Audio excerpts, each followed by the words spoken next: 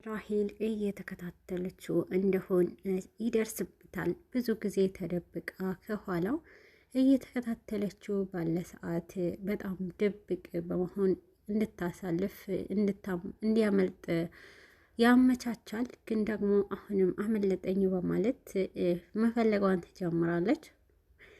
አሁንም ቢሆን ራሄል ህይወትን ጠምዳ የያዘችበትን መንገድ አንደኛው ሮቤል ነው። ከሮቤል ጋር ግንኙነት አላት። ቅርርብነቷ ከሮቤል ጋር ሲሆን እኔንም አደጋ ላይ ትጥለኛለች፣ እኔና እሱ መሀል ከባድ የሆነ ርቀት እየፈጠረች ነው በማለት አሁንም ቢሆን ራሄል በጣም ከባድ ጸብ ህይወት ላይ ትፈጥራለች። ነገሩ ሁሉ አባቷ እንዲያውቅና አባቷም ደርሶ እንዲያድናት በሁለት ልጆቹ መሀል ትክክለኛ ልጅ ናት ራሄል በማለት ራሄልም እንቅ አድርጋ ለህይወት ይዛት ነበረ። ግን ደግሞ የደረሰውና ያየው ራሄል ወድቃ ህይወት ግን ምንም እንዳልተጎዳች ባየ ሰዓት ነበረ ነገሩ ሁሉ እውነቱ በአይኑም ያየውንም ክዶ ትክክለኛ ነገር ማድረግ ሲያቅተው ይበልጥ ራሄል ላይ ትኩረት አድርጎና ወደ ሐኪም ቤት ይወስዳታል።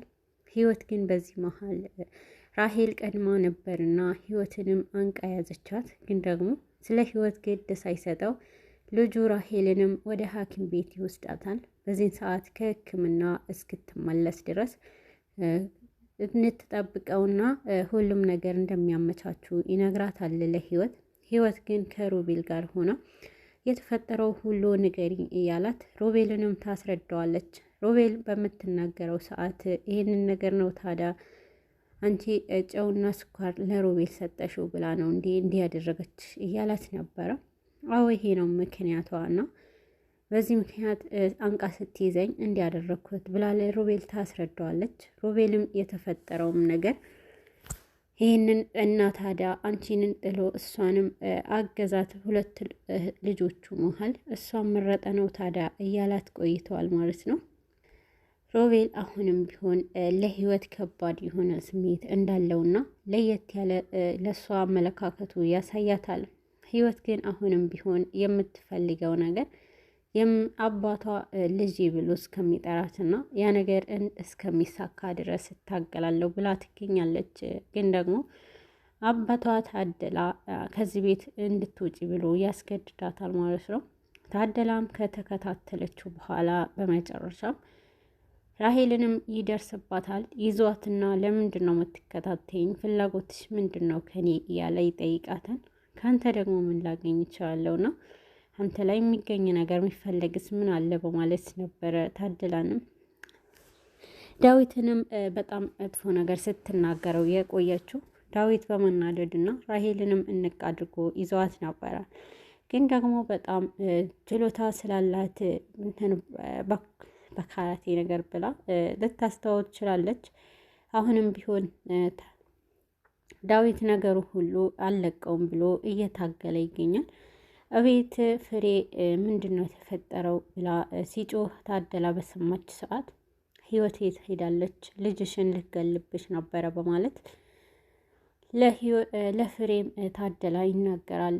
ግን በዚህ መሀል ልጅ እና እማዬ አየሽ ልገለኝ ነበረ፣ ይህንን የተፈጠረውን አየሽ አይደለም በማለት ይበልጥ ህይወት ላይ መጥፎ ነገር እንድታስብ ለፍሬ ታደርጋታለች። ፍሬ ግን እኔ ግን ህይወት እንዴት አደርጋለች ብዬም አላስብም ብላት ራሷንም እርግጠኛ እንደሆነች ትናገራለች። በዚህ መሀል የገዛ ልጁንም ጥፋተኛ እንደሆነች እና አሁን ከዚህ ቤት ስትመጣ ልብሷ ልቅምቅም አድርጋ ከቤት መውጣት አለባት እያለ ሲዝት ይቆያል። በዚህን ሰዓት ፍሬ ታዲያ ለምንድን ነው ይሄ ነገር አሁን ላይ በተቻለችው አቅም ያለው ነገር እንፈታለን እንጂ እንዴት ብለን ነው የምናባረራት እያለች ነበረ። ፍሬ ይሄ ባለች ሰዓት አንቺ ለምንድን ነው የምትከራከሪላት? ስለ እሷ ይሄን ያክል አጥብቀሽ መከራከር የለብሽም እያላት ነበረ ታደላ። ግን ደግሞ ህይወት አሁንም ቢሆን ይሄ ነገር ልታደርግ የምትችልበት መንገድ ምናልባት አንቺን ጎተሻት ይሆናል ብላ ፍሬም ለልጇ እየወቀሰቻት ነበረ።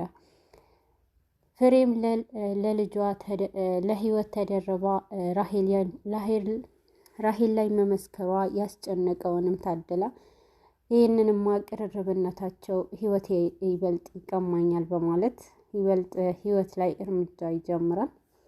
ሮቤልና ህይወት አብረው ነገሩ ሁሉ ለማስተካከል ህይወትም ለሮቤል ያለው የተፈጠረው ነገር ስለነገረችው ታደለም አባቷ እንደሆነ ካስረዳችው ቆይታለች። ስለሆነ አሁን ላይ ሮቤል ለሷ በጣም እያዘነና ይበልጥ ግን ለምን እውነቱ ትደብቂያለሽ፣ ለምን አትናገሪም በማለት ይገኛል።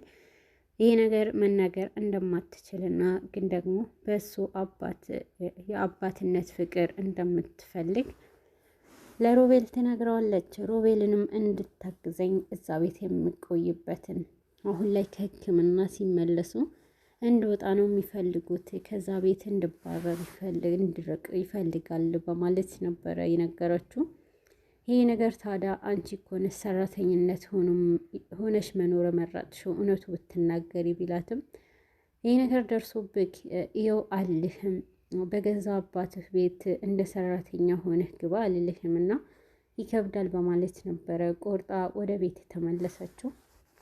ወደ ቤት በተመለሰ ህይወትም ወደ ቤት ትመለሳለች። ስትመለስም የጠበቃት አቀባበል ከባድ ነበረ። ሄዳለች ብለው አስበው ስለነበረ አባቷ ታደላም እንዴት ልትመጪ ይችለሻል? አሁን ከመጣሽ አይቀር ልብስሽን ይዘሽ ከዚሁ ልቅ በይልኝ ነበረ ያላት። ግን ደግሞ ራሂልም ዓይንሽን በጨው አጥበሽ ድፍረትሽ እኮ ይከብዳል በማለት እንድትወጣ ትነግራታለች። እኔ አሁን ላይ የትም ሄድበት የለኝም እና ወዴትም አልሄድም እዚሁ ልረፍ ብትላቸውም ታዲያ ውጥር የምትዩ ማረፊያ ሳይኖርሽ ነው እንዲህ በማለት ራሄልም በጣም ህይወት ላይ ጫና ታደርግባታለች። አባትም በመደረብና ለልጁ በማድላት አንደኛ ልጁ ላይ በጣም መጥፎ ነገሮችን ይናገራል። በዚህ ሰዓት ህይወትም አሁን ላይ መሄጃ የለኝም፣ ነገ ሲነጋ ምናልባት እናቴ ጋር እሄዳለሁና እናቴ ጋር እሄዳለሁ እስከሚነጋ ልደርስ ትላለች። በዚህን ሰዓት አይቻልም፣ አንቺ እዚህ ቤት ማደርም አትችይም፣ ከዚህ ግቢው ልቅ ወይ ብሎ ነበረ አባትም የነገራት።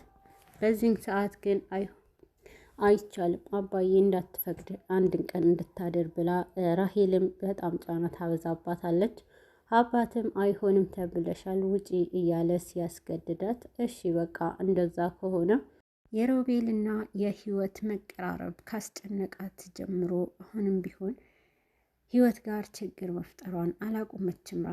ራሄል አባቷ ትኩረት እንዲሰጣትና ይሄ ሁሉ ነገር ካደረገችው በኋላ አባቷ ታደላ የራሱ መንገድ ለማጽዳት ቢሞክርም ግን ደግሞ ህይወትንም ይህንን መንገድ በመጠቀም እንደሚያስወግዳት ይበልጥ ደግሞ የገዛ ልጁ እንደጠላቻትና ይበልጥ እንዳልወደደቻት ካወቀ በኋላ ህይወት ላይ ጫና ማድረጉን ቀጥሎበታል።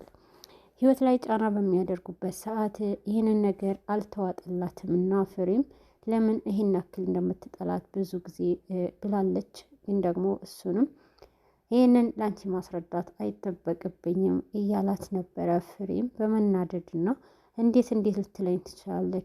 እኔን ማስረዳት አይጠበቅብህም እውነትም ትለዋለች። በዚህን ሰዓት ግን እሱ ይደነግጣል። ግን ደግሞ ህይወትም አሁን ላይ ከሮቤል ጋር ሆና እዛ ቤት የምትገባበትን መንገድ ታመቻቻለች። ግን ደግሞ ሮቤል አሁንም ቢሆን ነገሩ ለማስረዳት ይሞክራል። አንቺ የምትፈልጊ ከሆነና እኔ ቤትን መቆየት ትችያለሽ፣ አሊያ ሌላ ቤት ተከራይተን መውጣት እንችላለን እያለ ይነግራታል። ግን ደግሞ ህይወትም ከዛ ቤት መውጣት አልፈልግም እና እዛ ቤት የምቆይበት መንገድ ከቻልክ አመቻችልኝ ብላ ትጠይቀዋለች። ይህ በጠየቀችው ሰዓት ሮቤልም እንደማይችልና ይበልጥ ግን አንቺ እዛ ቤት ሰራተኛ ሆኖ መቆየቱ በገዛ አባትሽ ቤት ምርጫሽ ማድረግሽ ይገርማል ይላታል። ህይወትም ያለውን ሁሉ ብትነግረውም ሮቤል ግን አማራጭ ይሄ አይደለም ይላታል። ዳዊት አሁንም ቢሆን ከምትከታተለው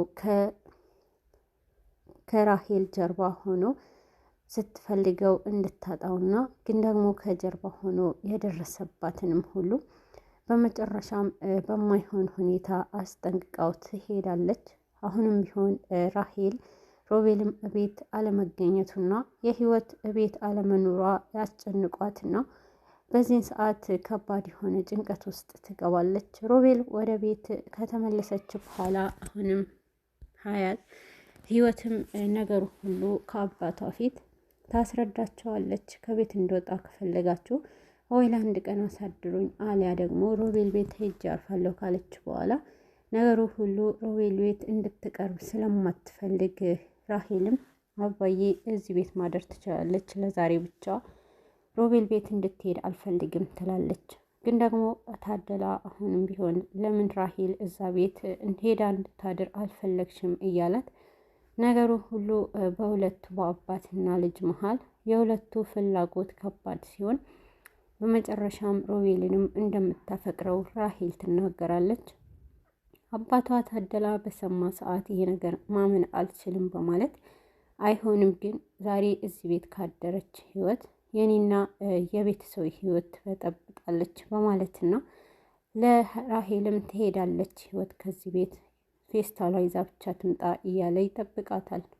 በመሀልም ጨረሳ ወደ እነሱ ስትመጣ እና አባትና ልጅ ወሰናችሁ እያለች ትጠይቃለች።